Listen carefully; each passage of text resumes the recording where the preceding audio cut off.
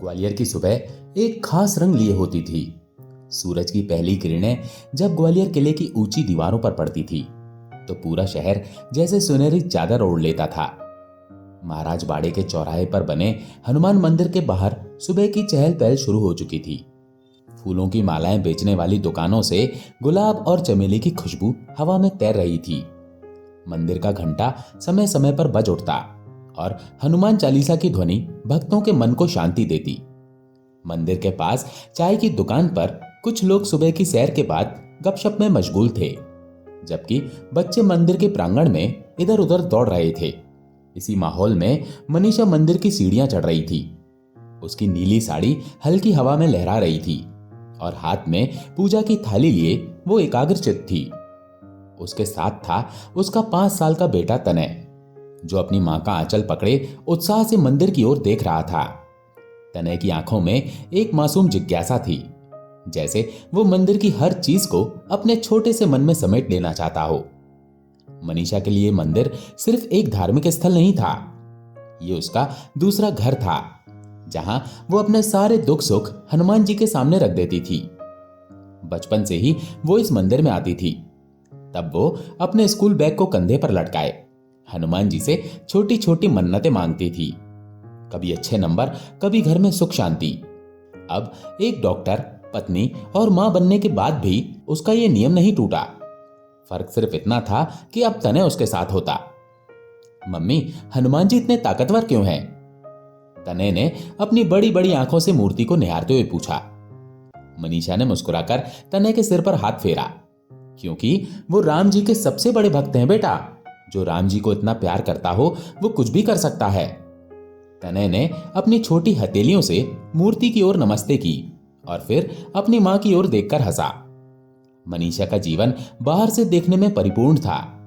वो ग्वालियर के एक बड़े अस्पताल में डॉक्टर थी, जहां उसका नाम सम्मान से लिया जाता था।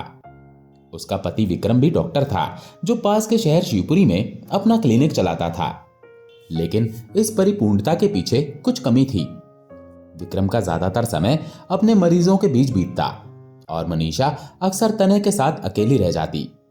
वो कभी शिकायत नहीं करती थी, क्योंकि वो जानती थी कि विक्रम का समर्पण उसके पेशे के प्रति उतना ही गहरा था जितना उसका।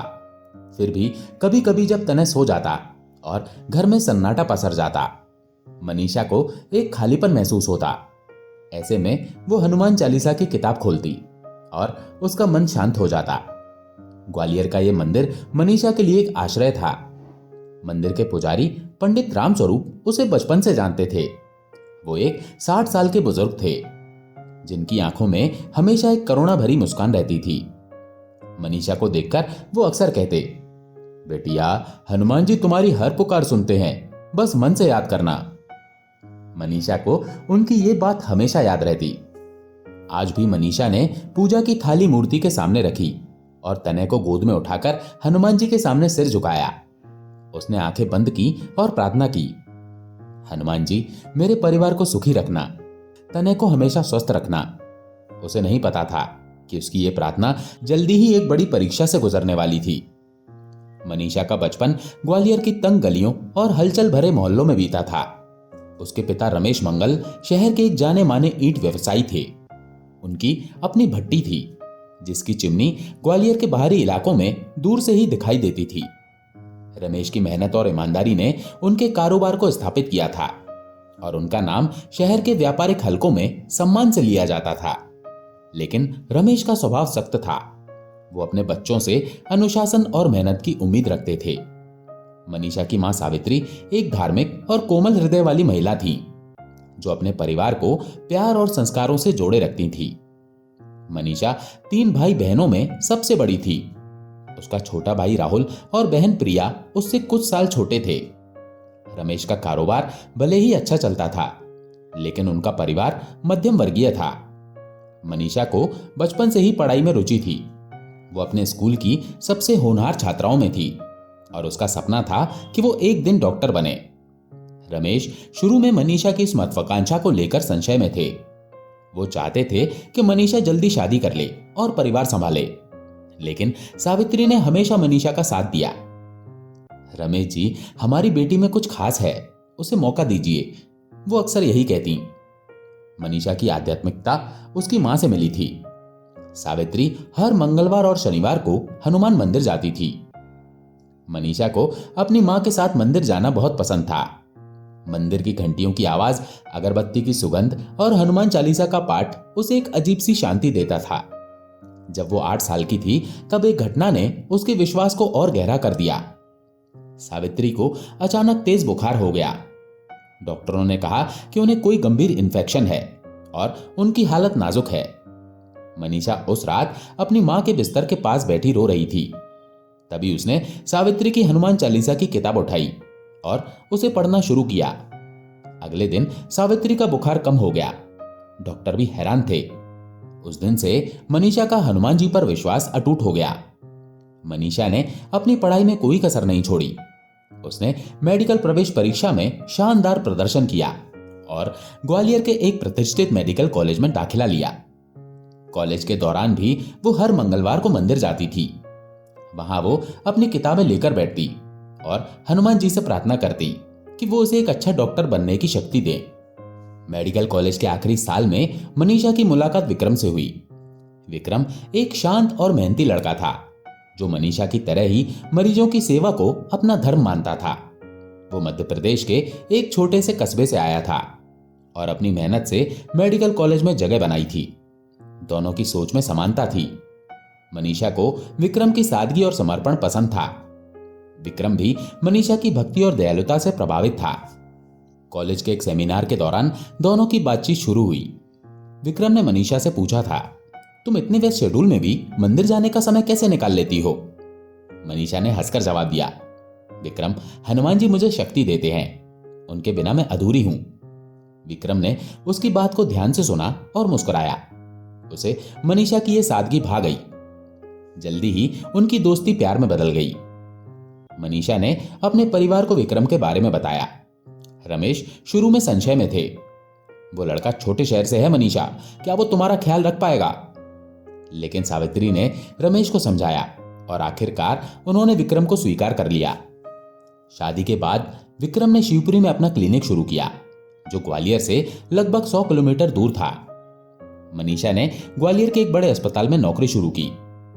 शुरू में दोनों ने सोचा था कि वे एक साथ रहेंगे, लेकिन विक्रम का क्लिनिक इतना व्यस्त हो गया कि वो ग्वालियर कम ही आ पाता। मनीषा ने इस बात को स्वीकार कर लिया, लेकिन मन ही मन उसे विक्रम की कमी खलती थी। विक्रम और मनीषा का रिश्ता प्यार और समझदारी पर टिका था, लेकिन दूरी ने उनके बीच एक अनकहा तनाव भी पैदा कर दिया। मनीषा कभी कभी विक्रम से कहती, विक्रम, तुम्हें थोड़ा समय ग्वालियर में भी बिताना चाहिए। तने को अपने पापा की जरूरत है। विक्रम हमेशा वादा करता कि वो कोशिश करेगा, लेकिन उसका क्लिनिक उसे ज्यादा समय नहीं देता था। मनीषा ने इस तनाव को अपने मन में दबा लिया और अपनी जिंदगी को तनय और अपने मरीजों के इर्द गिर्द बुन लिया।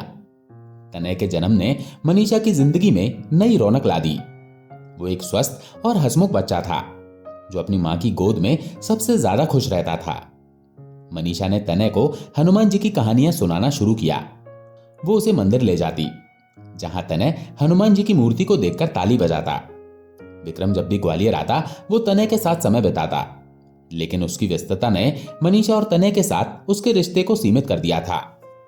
मनीषा का जीवन आसान नहीं था। एक डॉक्टर के रूप में उसकी जिम्मेदारियां बढ़ती जा रही थी। अस्पताल में लंबी ड्यूटी, मरीजों की देखभाल और तनय की परवरिश, ये सब संभालना चुनौतीपूर्ण था। विक्रम की अनुपस्थिति ने इस बोझ को और बढ़ा दिया। फिर भी मनीषा कभी टूटी नहीं।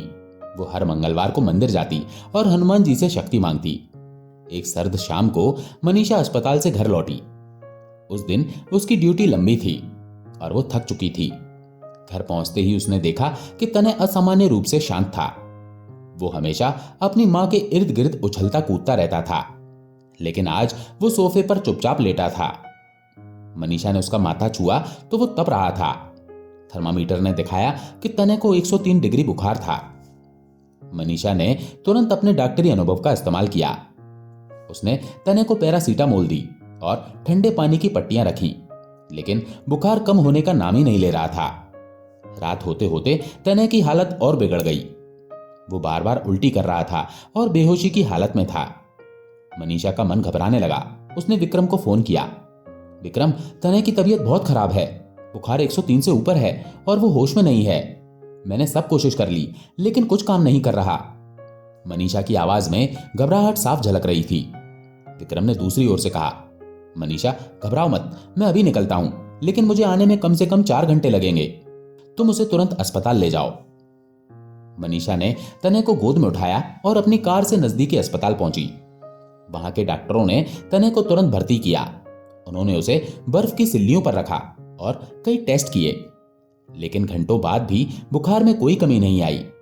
डॉक्टरों ने मनीषा को बताया कि तनय को कोई गंभीर वायरल इन्फेक्शन हो सकता है, लेकिन सटीक कारण का पता लगाने में समय लगेगा। मनीषा का मन अंदर ही अंदर टूट रहा था। वो एक डॉक्टर थी जिसने सैकड़ों मरीजों का इलाज किया था, लेकिन अपने बेटे की इस हालत के सामने वो असहाय महसूस कर रही थी। उसका दिमाग बार बार कह रहा था कि उसे कुछ और करना चाहिए, कुछ और टेस्ट, कुछ और दवाइयां, लेकिन उसका दिल सिर्फ एक मां की तरह रो रहा था। वो तनय के बिस्तर के पास बैठी उसका माथा सहलाती रही, लेकिन उसकी आंखों में आंसू थमने का नाम नहीं ले रहे थे। अस्पताल के कॉरिडोर में बैठे बैठे मनीषा का मन बेचैन था। उसने अपनी सहेली राधिका को फोन किया, जो तनय को देखने अस्पताल आई थी। राधिका मनीषा की कॉलेज की दोस्त थी, जो अब ग्वालियर में ही एक स्कूल में टीचर थी। राधिका, मैं समझ नहीं पा रही कि क्या करूं। तनय की हालत सुधर नहीं रही। मैंने सब कोशिश कर ली, लेकिन कुछ काम नहीं कर रहा। राधिका ने उसे समझाने की कोशिश की, लेकिन मनीषा का मन नहीं माना। मनीषा के मन में एक अजीब सा द्वंद चल रहा था। एक तरफ वो एक डॉक्टर थी जो तर्क और तथ्यों पर विश्वास करती थी, दूसरी तरफ वो एक भक्त थी जिसका हनुमान जी पर अटूट विश्वास था। उसने अपनी आंखें बंद की और हनुमान चालीसा की कुछ पंक्तियां मन ही मन दोहराने लगी। तभी उसे अपने बचपन की वो रात याद आई जब उसकी मां की तबीयत ठीक हो गई थी। मनीषा ने फैसला किया कि वो मंदिर जाएगी। उसने राधिका से कहा, मैं थोड़ी देर के लिए मंदिर जा रही हूं, तुम तनय का ध्यान रखना। राधिका ने उसे रोकने की कोशिश की। मनीषा, अभी अस्पताल में रहो, तनय को तुम्हारी जरूरत है। लेकिन मनीषा का मन नहीं माना। उसे लगा कि हनुमान जी ही उसकी आखिरी उम्मीद हैं। मनीषा कार से मंदिर पहुंची। रात के 9 बज रहे थे और मंदिर में अब ज्यादा भीड़ नहीं थी। मंदिर का प्रांगण शांत था और केवल हल्की हल्की घंटियों की आवाज सुनाई दे रही थी। मनीषा सीधे हनुमान जी की मूर्ति के सामने गई और हाथ जोड़कर प्रार्थना करने लगी। हनुमान जी, मेरे बेटे को बचा लो। मैंने सब कोशिश कर ली, लेकिन अब मेरी कोई सुनने वाला नहीं है। आप ही मेरी आखिरी उम्मीद हैं। उसकी आंखों से आंसुओं की धारा बह रही थी। वो मूर्ति के सामने घुटनों के बल बैठ गई और सिर झुका लिया। तभी उसे अपने कंधे पर किसी का स्पर्श महसूस हुआ। उसने पलटकर देखा तो एक अधेड़ उम्र का व्यक्ति खड़ा था। उसने सफेद कुर्ता पैजामा पहना था और उसकी आंखों में एक अजीब सी शांति थी। क्या बात है बिटिया, इतनी परेशान क्यों हो? उसने धीमी आवाज में पूछा। मनीषा उस व्यक्ति को नहीं जानती थी, लेकिन उसकी आवाज में कुछ ऐसा था कि वो अपने आप को रोक नहीं पाई। उसने तनय की बीमारी और अपनी बेबसी की सारी बात बता दी। व्यक्ति ने शांति से उसकी बात सुनी और फिर कहा, बेटा परेशान मत हो, राम जी की कृपा से हनुमान जी सब ठीक करेंगे। तुम एक बार इस डॉक्टर से मिल लो। उसने कागज पर एक पता लिखकर मनीषा को दे दिया। मनीषा ने कागज लिया, लेकिन उसका मन संशय से भरा था। अस्पताल में इतने अनुभवी डॉक्टर कुछ नहीं कर पा रहे थे, तो ये अनजान डॉक्टर क्या कर लेगा? फिर भी उसने उस व्यक्ति का शुक्रिया अदा किया और मंदिर से निकल गई। मंदिर के पुजारी पंडित रामस्वरूप ने उसे जाते हुए देखा। वो मनीषा की परेशानी को भांप गए थे। उन्होंने मन ही मन हनुमान जी से प्रार्थना की, बजरंगबली, इस बेटी की पुकार सुन लो। अगले दिन सुबह मनीषा उस पते पर पहुंची। ये ग्वालियर के एक पुराने मोहल्ले में था, जहां तंग गलियों में छोटे छोटे मकान थे। डॉक्टर का क्लिनिक ज्यादा बड़ा नहीं था। एक साधारण सा बोर्ड लगा था जिस पर लिखा था डॉक्टर हरिप्रसाद आयुर्वेदाचार्य। मनीषा को अंदर बुलाया गया। डॉक्टर हरिप्रसाद एक बुजुर्ग व्यक्ति थे जिनकी दाढ़ी और मूछें सफेद हो चुकी थी। उन्होंने मनीषा से तनय की पूरी जानकारी ली। उनकी बात करने का तरीका इतना सहज था कि मनीषा का संशय धीरे धीरे कम होने लगा। डॉक्टर हरिप्रसाद ने कुछ जड़ी बूटियों से एक पुड़िया तैयार की और मनीषा को दे दी। इसे तनय को पानी के साथ दे देना और हाँ, उसे 2 दिन तक हल्का खाना देना। मनीषा ने पुड़िया ली और अस्पताल पहुंची। उसने तनय को दवा दी। 1 घंटे बाद जब उसने तनय का माथा छुआ तो उसे यकीन नहीं हुआ। बुखार पूरी तरह उतर चुका था। तनय की आंखें खुली और उसने कमजोर आवाज में कहा, मम्मी, मुझे भूख लगी है। मनीषा की आंखों से आंसुओं की धारा बह निकली। उसने तनय को गले लगा लिया और मनी मन हनुमान जी को धन्यवाद दिया। तनय की तबीयत ठीक होने के बाद मनीषा ने मंदिर जाकर हनुमान जी को धन्यवाद दिया। उसने उस रहस्यमयी व्यक्ति को फिर से देखने की कोशिश की, लेकिन वो दोबारा कभी नहीं मिला। मनीषा को यकीन था कि वो कोई साधारण इंसान नहीं था। शायद वो हनुमान जी का भेजा हुआ कोई दूत था। विक्रम भी उस दिन देर रात ग्वालियर पहुंचा। जब उसने तनय को स्वस्थ देखा तो उसने मनीषा को गले लगा लिया। मनीषा, तुमने अकेले इतना कुछ संभाल लिया।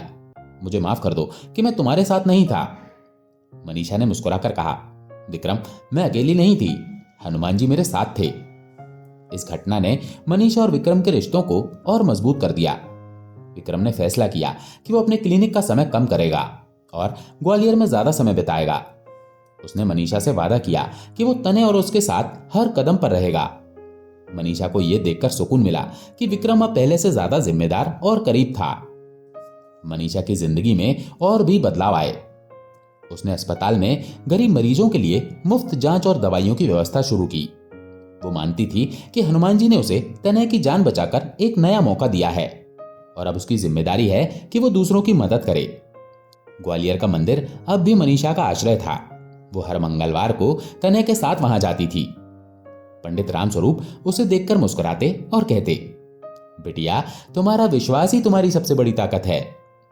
मनीषा अब और गहराई से समझ चुकी थी कि हनुमान जी हमेशा उसकी पुकार सुनते हैं, चाहे वो किसी भी रूप में मदद भेजें। मनीषा की कहानी सिर्फ एक मां की अपने बेटे के लिए लड़ाई की कहानी नहीं है। ये विश्वास की ताकत की कहानी है, जो हमें सबसे अंधेरी रातों में भी रोशनी दिखाती है। तनय की बीमारी ने मनीषा को एक ऐसी राह पर पहुंचाया जहां उसने न केवल अपने बेटे को बचाया, बल्कि अपने रिश्तों को भी नया जीवन दिया। ग्वालियर की जीवंत गलियां, मंदिर की शांति और मनीषा का मनोवैज्ञानिक संघर्ष इस कहानी को एक गहरी भावनात्मक गहराई देते हैं। लेकिन इस कहानी का सबसे बड़ा संदेश यह है कि जरूरी नहीं कि भगवान स्वयं प्रकट होकर हमारी मदद करें। हनुमान जी ने मनीषा की पुकार सुनी, लेकिन वो स्वयं सामने नहीं आए। उन्होंने एक अनजान व्यक्ति के रूप में, एक साधारण से डॉक्टर की दवा के जरिए और मनीषा के अपने विश्वास के बल पर उसकी मदद की।